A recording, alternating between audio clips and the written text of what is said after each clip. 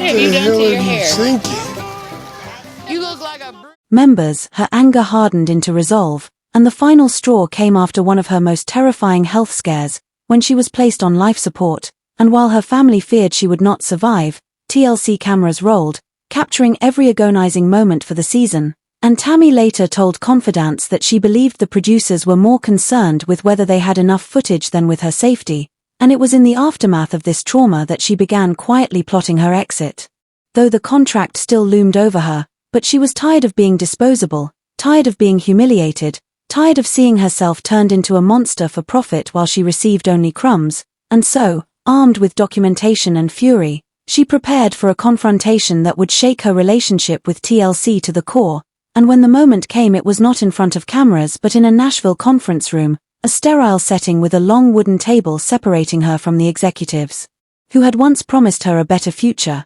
and though they expected another one of her outbursts, something they could dismiss as Tammy being Tammy, what they encountered instead was a calculated offensive, as she threw a folder thick with notes, contracts, and mismatched pay stubs onto the table, her voice cutting sharp as she demanded answers, and as executives shifted uncomfortably, tugging at ties and clearing throats, it became clear that this was not the fiery but impulsive woman they thought they could control but someone ready to wage war, and in that moment, she transformed from a pawn of reality TV into a challenger of the very system that had exploited her, and friends later described it as watching David hurl a stone at Goliath, except this time David had gathered months' worth of ammunition, proof of episodes filmed but uncounted toward pay, mysterious deductions no one could explain, and disparities between promised salaries and delivered checks, and though executives tried to deflect, to minimize, to suggest misunderstandings, Tammy did not back down, reminding them that they had built an empire off her life,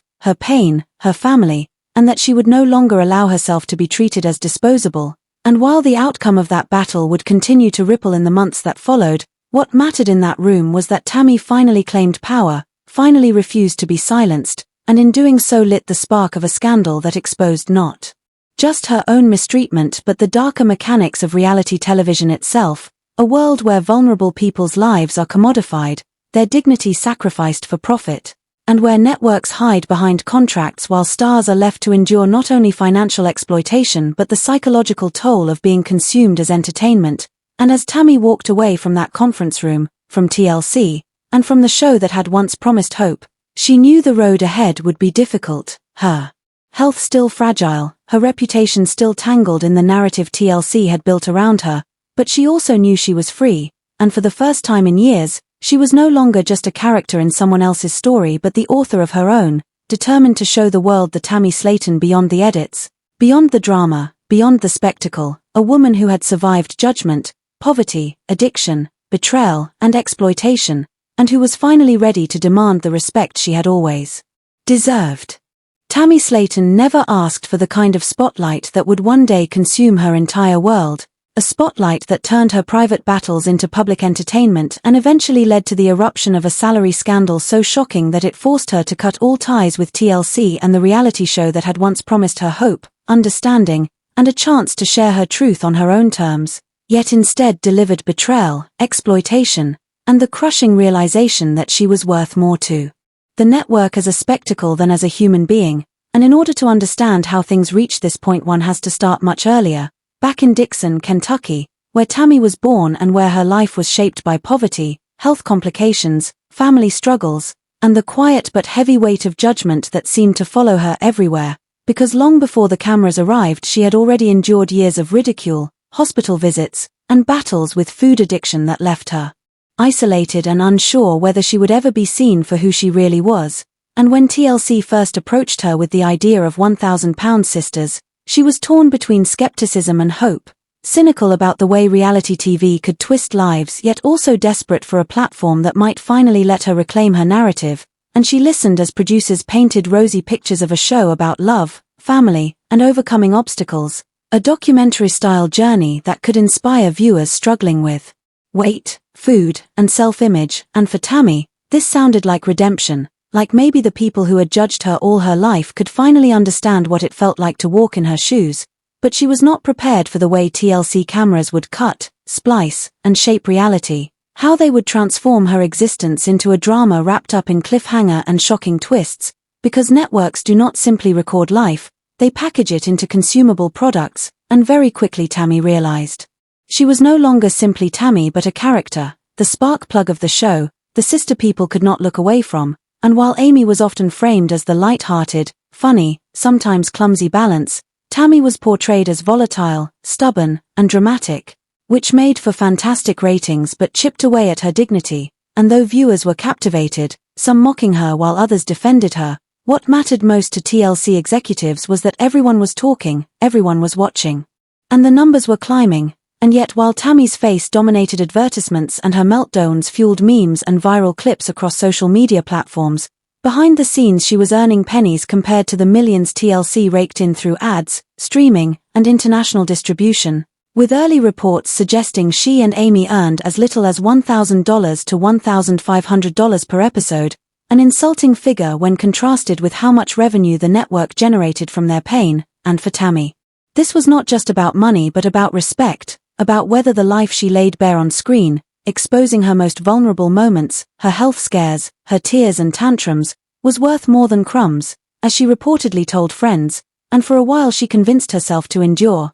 telling herself that persistence would eventually lead to a raise, to more honest storytelling, to recognition, but instead the opposite happened, because as seasons progressed, her health deteriorated further. Hospitalizations became part of the plot, her very survival became a ratings hook, and each emergency that terrified her family was transformed into a shocking cliffhanger for audiences at home, and when she asked for breaks to focus on her recovery, executives resisted, reminding her that momentum could not be lost, that viewers wanted the real Tammy, though the Tammy they wanted was a version edited for maximum drama, not the woman who laughed with her nephews or tried quietly to improve. Because those moments rarely made it past the cutting room floor, replaced instead with screaming matches, tears, refusals, and scenes that painted her as perpetually angry, stubborn, or hopeless, and this editing created a cycle where viewers' harshest judgments were reinforced, and the flood of online bullying became overwhelming, with strangers ridiculing her weight, intelligence, relationships, and worth as a human being,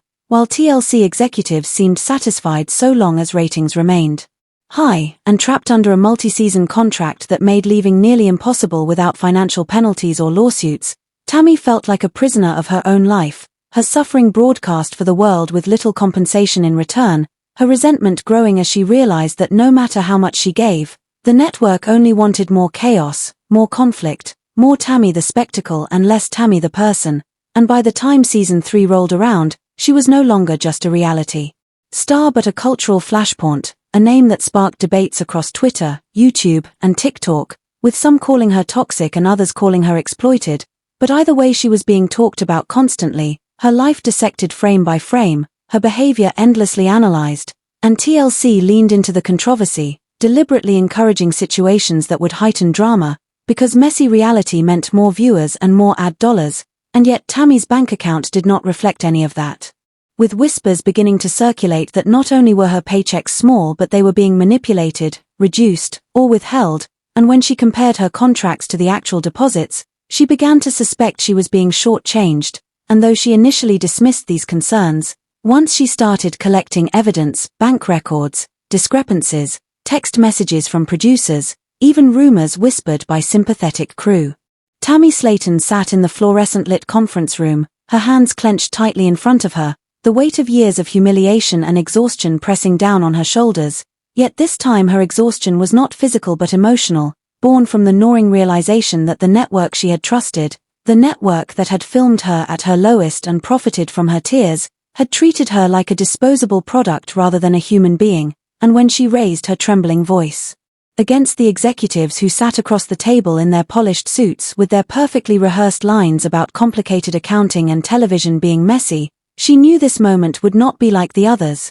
for this time she was no longer begging for approval or pleading for help but instead demanding justice, and when she cried out that they had made millions off her suffering while leaving her to scrape by with scraps, the air shifted as though even the walls of that sterile room recognized the truth vibrating in her words, because she was not wrong, and the silence that followed was heavier than any insult or dismissal she had endured before, for the people who had grown rich from her pain could not deny the numbers on their balance sheets, even if they tried to smother them beneath jargon and promises. The executives leaned back in their chairs, masks slipping for just a moment, because here was the star they had packaged, edited, and sold to millions, no longer playing the role of the tragic patient or the volatile sister but a woman reclaiming her power, and when she told them she was finished being their puppet, the words did not sound like a threat but a sentence, final and unshakable, and with that she stood, her body still aching from years of illness yet her presence towering over them. As if she were suddenly unbreakable, and when she walked out of the room,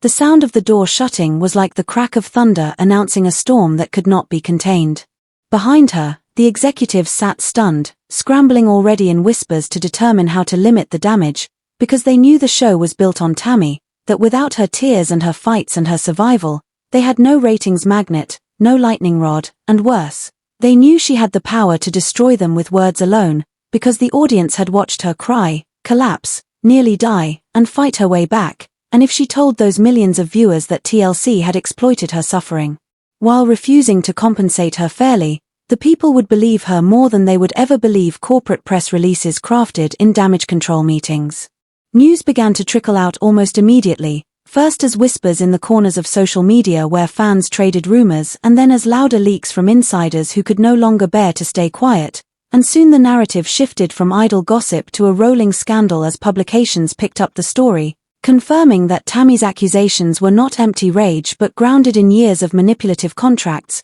withheld payments, and a system designed to exploit her vulnerability, and hashtags demanding justice for Tammy trended as comment sections exploded with fury, some from longtime supporters who had always suspected the network of cruelty, and others from former critics who now saw her not as a villain of reality TV but as a victim of a corporation that had preyed on her weakest moments for profit. Even those who had once mocked her weight, her temper, her stubbornness now rallied behind her, because the story was no longer about her flaws but about the imbalance of power between a struggling woman and a multimillion-dollar network, and in that shift, Tammy found the strength to keep speaking, because she realized her pain had never been private, it had been broadcast, dissected, monetized, and now she could use that same visibility to tell her side. At first, though, the high of defiance gave way to a crash when Tammy sat in her car away from the cameras and let the tears come, years of humiliation flooding out as sobs that shook her body, for she was grieving not just the betrayal but the lost years,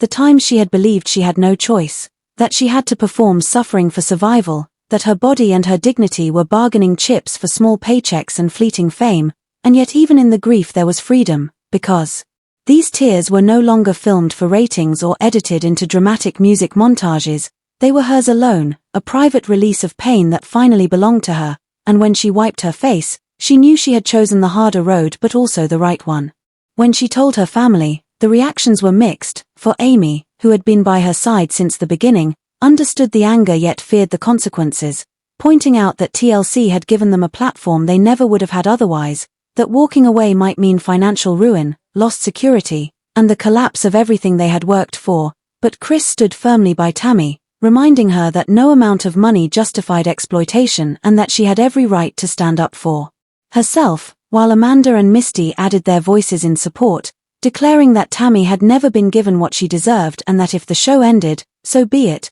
because their sister's dignity mattered more than ratings. Yet beneath the solidarity there was tension, for everyone knew Tammy's decision was not just a resignation but a declaration of war against one of the most powerful reality TV networks in the world, and TLC was not known for forgiving or forgetting. Inside the corporate offices, the response was immediate and frenzied, with damage control teams assembling overnight, lawyers drafting strategies, and publicists preparing statements should Tammy take her accusations public, though the first priority was not to admit fault but to silence her, and leaked reports suggested that offers were made of lump sum payouts in exchange for non-disclosure agreements, attempts to purchase her silence with hush money, but Tammy refused outright, saying this was not about money anymore but about truth, that no sum could undo the years of manipulation, the twisted portrayals, the denied payments, or the loneliness of bearing the consequences of a show that nearly killed her while enriching others. And as she began speaking more openly to friends, family, and trusted fans,